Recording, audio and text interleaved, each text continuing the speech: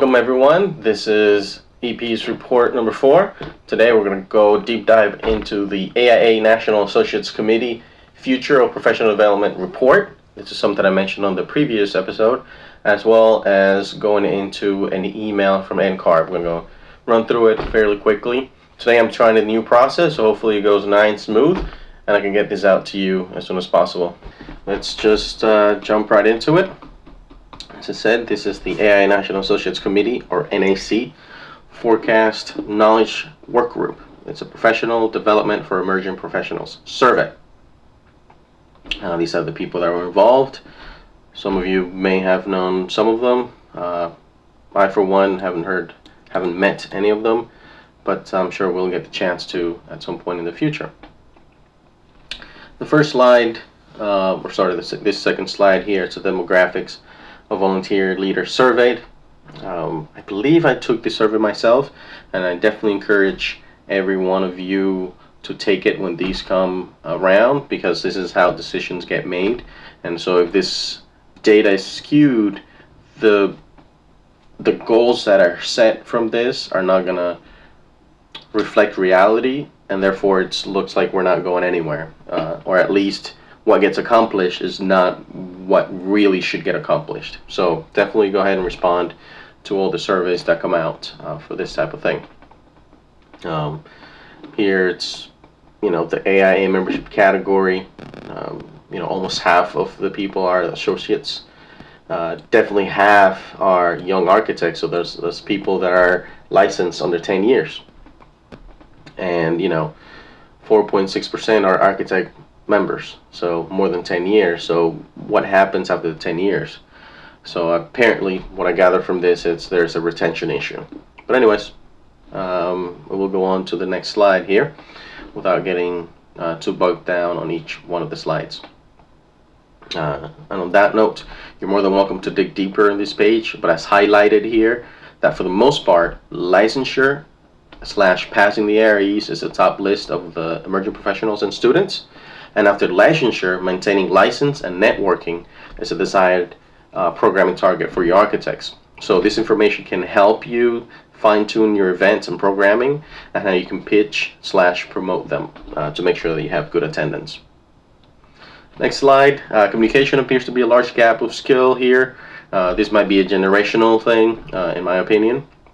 Though, once again, some of this information and skills can be highlighted as being developed in some of your local events. And that way, you can have more potential to attract more attendees. I know that it's something that I had an issue with personally.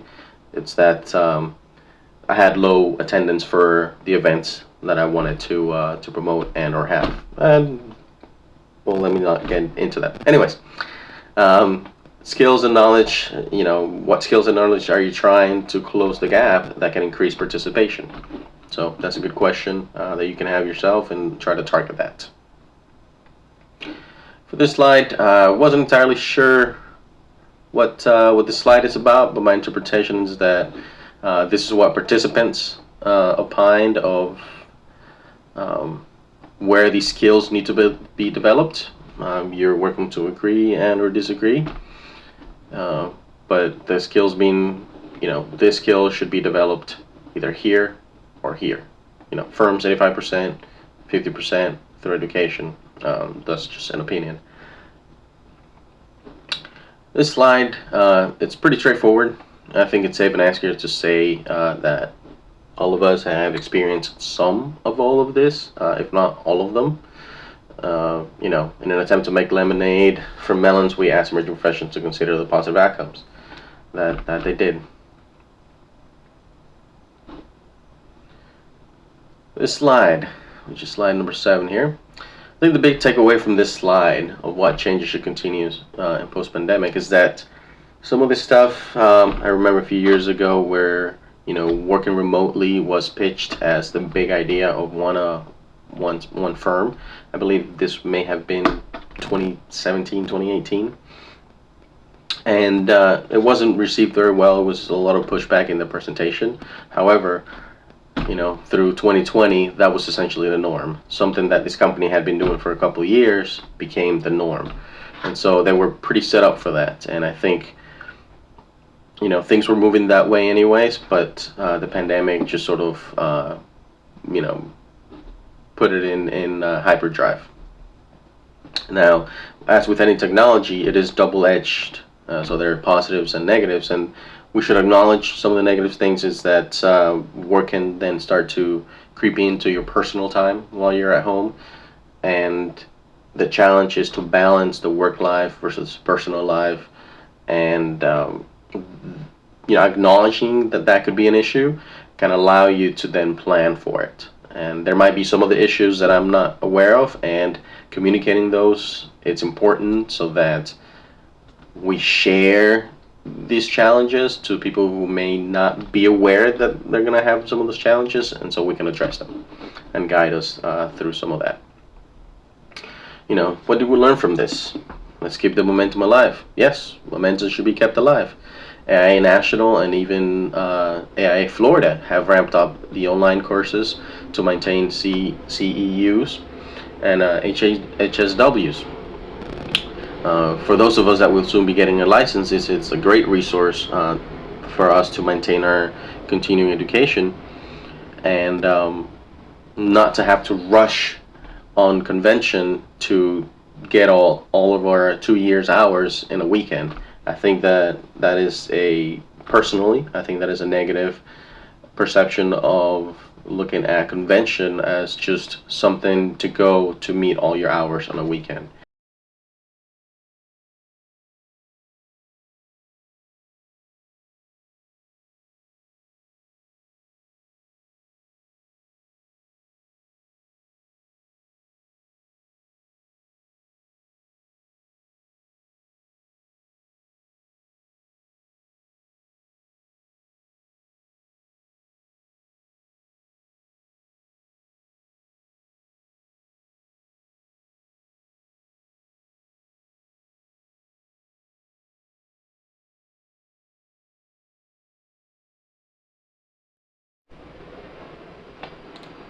All right, on Friday Facts.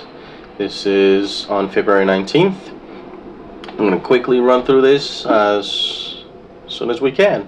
Give you the highlights, and then of course you can jump into any one of these at your own leisure, at your own time. So Julie Emanuel Brown was picked for the Department of Business and Professional Regulation. Okay. Brown is on the Florida Public Service Commission and was also appointed to the Florida Women's Suffrage Centennial Commission. SB 514 clears Senate committee. This was a Senate bill, 514, by Senator Ray Rodriguez, which will create a standalone chief resiliency officer for the state and a statewide sea level rise task force. Clear the Senate Environmental and Natural Resources Committee on Monday. Okay. The next step for SB 514 is the Senate Appropriation Subcommittee on Agriculture and Environment and General Government. A look at deregulation in Florida. AIA Florida is watching two bills AIA Florida is watching two bills in the legislature related to deregulation. That's House Bill 471 and Senate Bill 344. These bills call for a review and sunsetting of all occupational and professional licenses, including those for the practice of architecture. Okay, this is important and really close to us, which means that your license would be voided every so often and you have to renew it.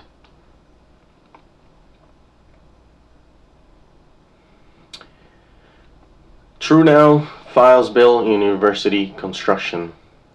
AIA's Florida advocacy team is monitoring a bill filed Thursday by Representative Keith L. TrueNow of Tavares, House Bill 1131 on university construction management, would authorize the State University Board of Trustees to use other factors including price for selection of a construction or program management entity.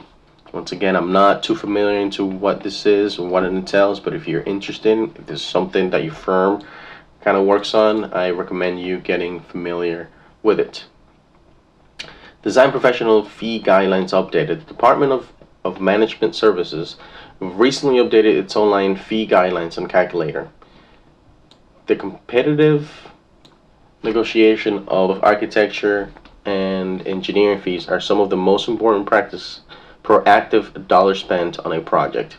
Since 1969, DMS, or the Department of Management Services, has generated fee guidelines. That year, the Engineering News Record Construction Cost Index was 1,269. The 2020 index was 11,455. That's a 903 increase in construction costs. The guidelines are viewed every 3 years. The guidelines are reviewed every 3 years, thanks to Rick Logan, AIA, for this work on these guidelines. That is very important, particularly for public work, to make sure that the fees increase depending on inflation and other factors. If you want to find out more, Rick Logan, he is a great resource. He puts out a lot of information, so you can dig a little bit deeper into that. Board of Architecture and Interior Design, BOAD, finds more than 60 continuing education violations. License renewal deadline looms.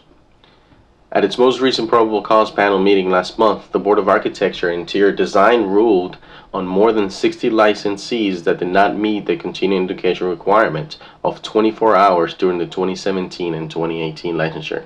This kind of goes back to the whole convention thing where people usually go there to try to get their hours. But otherwise, you can follow this. These are some links of creating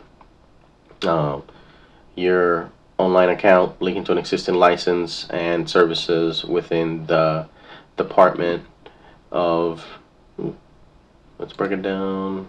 Where's that? Well, just click into it. Well, it tells you here how to go about it if you have some issues on that. Let's go back to it. Take a stand. AIA Florida needs your help in legal fight.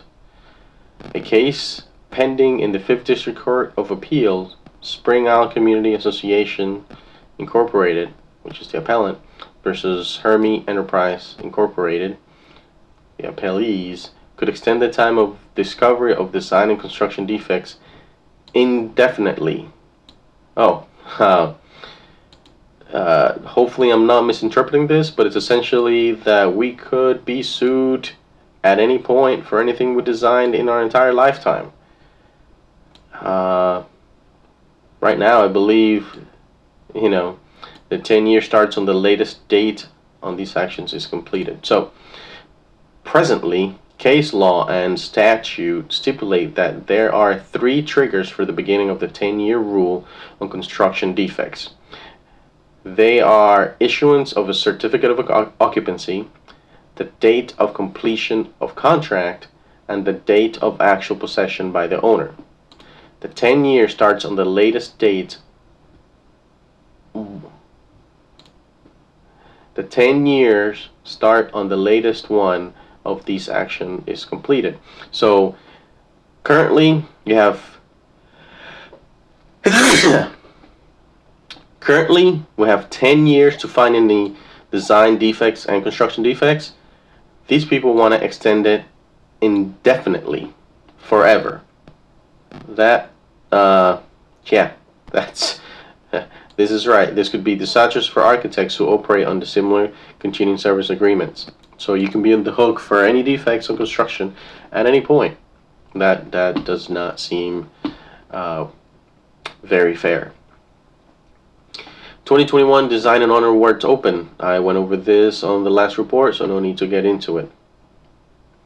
The Building Officials Association of Florida presents a slate of 6 awards and their annual conference and expo every year. The deadline to nominate someone for one of their awards is March 8th. Awards will be presented during the Building Officials Association of Florida 2021 Annual Conference and Expo Leadership Luncheon on June 9th in Orlando. I'm not sure what that's about, but you can definitely nominate a building official who you think deserves an award. These are for those of you who may be familiar with your building official, and we should highlight some of the good ones out there who understand us and want to help us along, get things done. And this is finally the register. Go ahead and register for AIA's Florida Convention and Trade Show. This convention is 15th through the 18th. We are, save the date. Hopefully, I'll be able to meet some of you there. Finally, component events. This is very important for each and every one of you to check these out every Friday, so you're aware of things happening around you, some events that are important. I do want to go ahead and highlight March 13th as the ARE study session. It is a 2-hour study session hosted by Fort Lauderdale. I believe it will be online, so we'll go ahead and go to the website here and check them out. There it is. You can register your tickets. I know it says 5 to 15, but I believe if you are an AIA member, it will be free. So, online event, here it is. Oop. Online event, you can go to the tickets, and once again, associate AIA and AIS member actually is $5. I guess they do want to make sure that you commit to this. Let's go back to the Friday Facts. There are other interesting events in Miami, Northwest, Southwest, Palm Beach. Palm Beach also has ARE boot camps, February 23rd, which is tomorrow, but I believe they have it just about every week. So go ahead and just keep that in your schedule, as well as AIA Orlando. So there are those of us out there who are making this happen, and I encourage you all to spread the word, especially since we can do it online. You can just join any one of them. So if you go here to the AIA Orlando, you go ahead and register. Oop, scroll down. Member optional, $5 donation. I would encourage you go ahead and donate $5. It takes time to do this, and $5. It'll be nice for those of us hosting it to feel appreciated. And that is it for Friday Facts. Once again, I encourage every one of you to submit your events so we can always come here this Friday and plan our week out, our month out. Well, mostly our week to 2 weeks, and this is a great space to continue that happening. Well, thank you for taking the time to listen to me today. Hopefully you got something out of it, and yeah, just keep up with these, and I'll continue to bring value. Make the comments down below, let me know, email me, or let somebody know what else you want to hear about. If you want me to go into deep dives into any particular topic, and or email or news. Once again, we're trying to make things for you to make it easier, break things down, and a form to communicate and spread information amongst yourselves. Thank you. Have a good night. Bye.